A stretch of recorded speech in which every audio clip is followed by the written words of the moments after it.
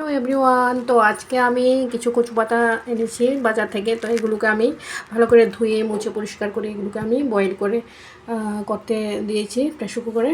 তো এগুলো বয়েল হয়ে গেছে। তো আমি এখন বানাবো হচ্ছে কচু পাতার টক।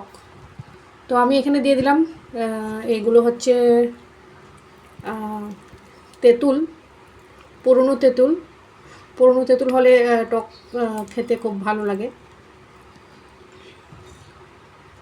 তো আমি দিয়ে দেবো রসুন কুচি, কাঁচা লঙ্কা, একটু অল্প হলুদ। আর যারা আজওয়াইন খায় তারা আজওয়াইন দিতে পারো, আর যারা খায় না তারা না দিলেও চলবে। তো আমি তো এখানে যা যা বললাম সেগুলোই দেবো। এখানে নিয়ে নিয়েছি রসুন আরও কাঁচা লঙ্কা। এগুলোকে আমি একটু অল্প অল্প থেতু করে নিয়েছি। তো এগুলো আমি এখন দিয়ে দেবো। তো আমি এখানে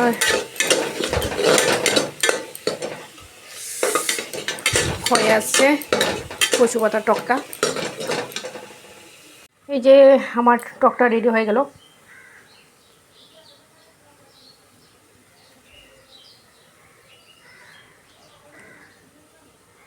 তো রেডি হয়ে গেল কচু পাতার টক।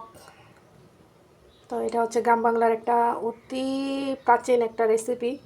তোমরা যারা ভিডিওটা প্রথম থেকে শেষ পর্যন্ত দেখেছো তারা ঘরে ট্রাই করবে। তো আমার ভিডিওটা এখানেই শেষ করলাম।